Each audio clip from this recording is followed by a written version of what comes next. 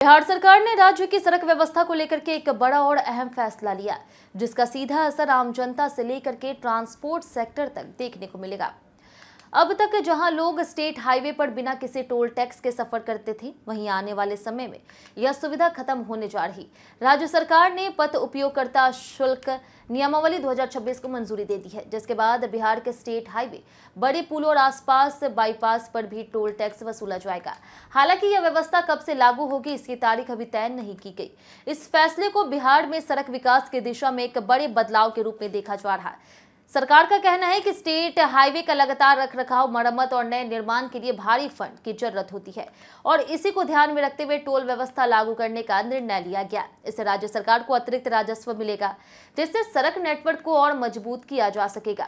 नई नियमावली के तहत अलग अलग वाहनों के लिए प्रति किलोमीटर टोल दरें तय की गई है। तो इसका मतलब यह है कि अब यात्रा की दूरी के आधार पर टोल देना होगा।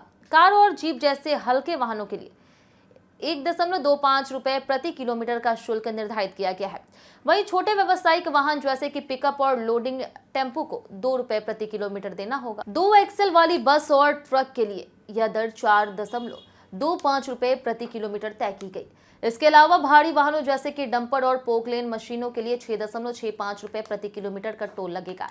सबसे अधिक शुल्क 7 या उससे अधिक एक्सल वाले बड़े वाहनों के लिए 8.10 रुपए प्रति किलोमीटर रखा गया है। लगभग इससे आसान भाषा में समझे तो मान लीजिए कि कोई कार 100 किलोमीटर स्टेट हाईवे पर सफर करती है तो उसे लगभग 125 रुपए टोल देना होगा।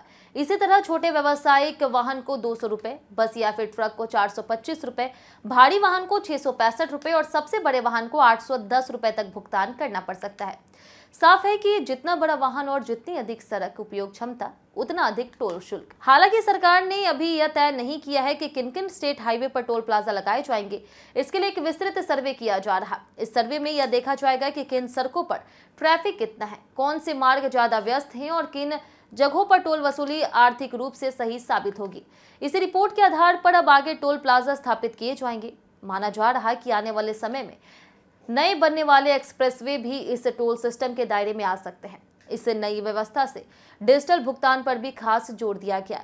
सरकार चाहती है कि अधिकतर टोल वसूली फास्टैग और अन्य इलेक्ट्रॉनिक माध्यमों से हो, ताकि कैश लेन देन कम हो और सिस्टम पारदर्शी बने। जिन वाहनों में फास्टैग नहीं होगा, उनसे सामान्य दर से अधिक टोल लिया जा सकता है। इसके साथ ही ओवरलोड वाहनों पर अतिरिक्त जुर्माना भी लगाया जाएगा। हालांकि आम लोगों और नियमित यात्रियों के लिए कुछ राहत का भी प्रावधान किया गया है। सरकार ऐसे यात्रियों के रियायती पास, मासिक पास और मल्टी ट्रिप पास जैसी सुविधाएं देने पर विचार कर रही, जिससे रोजाना यात्रा करने वालों पर आर्थिक बोझ थोड़ा कम हो सके। यह भी ध्यान देने वाला बात है कि टोल दर स्थायी नहीं होगी।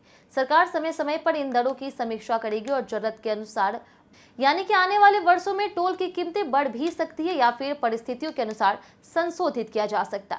तो सबसे बड़ा सवाल यह है कि बिहार में टोल वसूली आखिर कब से शुरू होगी। फिलहाल सरकार ने इसकी कोई आधिकारिक तारीख घोषित नहीं की है। पहले पूरे स्टेट हाईवे नेटवर्क का अध्ययन किया जाएगा। इसके बाद चरणबद्ध तरीके से टोल लागू किया जाएगा। बिहार में लगभग 3614 किलोमीटर लंबा स्टेट हाईवे नेटवर्क है, इसलिए यह प्रक्रिया काफी व्यापक और समय लेने वाली होगी। कुल मिलाकर के यह फैसला बिहार के सड़क व्यवस्था में एक नए युग की शुरुआत माना जा रहा है। एक तरफ जहां इससे सड़क विकास के लिए फंड बढ़ेगा और इंफ्रास्ट्रक्चर मजबूत होगा, तो वहीं दूसरी तरफ आम लोगों और ट्रांसपोर्ट सेक्टर पर अतिरिक्त खर्च का बोझ भी बढ़ सकता है। तो आने वाले समय में यह देखना दिलचस्प होगा कि यह व्यवस्था कितनी प्रभावी साबित होती है और जनता पर इसका वास्तविक असर क्या पड़ता है।